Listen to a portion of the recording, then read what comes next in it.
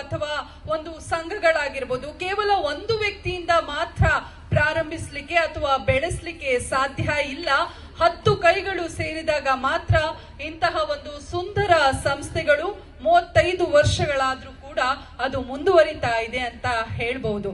ಹಾಗೆ ಪ್ರತಿ ವರ್ಷ ಈ ಕಾರ್ಯಕ್ರಮದಲ್ಲಿ ನಾವು ಮಹಿಳೆಯರನ್ನ ಅತಿಥಿಗಳಾಗಿ ಕರಿತೇವೆ ಅಂತ ಹರೀಶ್ ಕಿಣಿಯವರು ಹೇಳಿದ್ರು. ನಿಜಕ್ಕೂ ಇದು ನಾವೆಲ್ಲರೂ ಕೂಡ ಹೆಮ್ಮೆ ಪಡುವ ವಿಚಾರ. ಕೆಲವೊಂದು ಸಂಘ ಸಂಸ್ಥೆಗಳಲ್ಲಿ ಕೇವಲ ಪುರುಷರಿಗೆ ಸೀಮಿತವಾದಂತಹ ವೇದಿಕೆಗಳು ಇರುತ್ತೆ, ಆದ್ರೆ ಇಲ್ಲಿ ಮಹಿಳೆಯರಿಗೆ ಒಂದು ಗೌರವ ಸ್ಥಾನಮಾನ ಸಿಗ್ತಾ ಇದೆ ಅಂತ ಹೇಳಿದ್ರೆ ಅದು ಈ ಸಂಘ ಸಂಸ್ಥೆಯ ಒಂದು ಆದರ್ಶದ ದಾರಿ ಅಂತ ಹೇಳಲಿಕ್ಕೆ ಇಷ್ಟಪಡ್ತೀನಿ.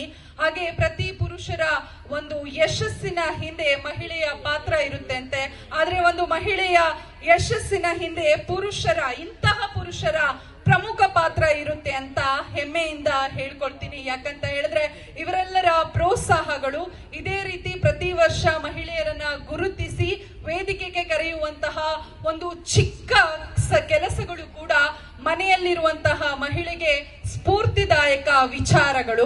ಇಂತಹ ಸಂಘ ಸಂಸ್ಥೆಗಳು ನಮ್ಗೆ ಯಾಕೆ ಮುಖ್ಯ ಅಂತ ಹೇಳಲಿಕ್ಕೆ ಇಷ್ಟಪಡ್ತೀನಿ ಅಂತ ಹೇಳಿದ್ರೆ, ಬಹುಶಃ ನಾನು ಸಣ್ಣದಿದ್ದಾಗ ಬಹಳ ಆಕ್ಟಿವ್ ಆಗಿದ್ದೆ ಇಂತಹ ಒಂದು ಸಾಂಸ್ಕೃತಿಕ ಕಾರ್ಯಕ್ರಮಗಳಲ್ಲಿ. ಆದ್ರೆ ಮನೆಯಲ್ಲಿ ಅಂತಹ ಪ್ರೋತ್ಸಾಹಗಳಿರ್ಲಿಲ್ಲ. ಕದ್ದು ಮುಚ್ಚಿ ಕಾರ್ಯಕ್ರಮಗಳನ್ನ ನಿರೂಪಿಸುವಂತಹ ಕೆಲಸಗಳನ್ನ ಮಾಡ್ತಾ ಇದ್ದೆ. ಆದ್ರೆ ಈಗಿನ ಕಾಲದ ಮಕ್ಕಳು ಅದೃಷ್ಟವಂತರು, ಹೆತ್ತವರು ಅವರಿಗೆ ಸಾಕಷ್ಟು ಪ್ರೋತ್ಸಾಹವನ್ನ ಕೊಡ್ತಾರೆ.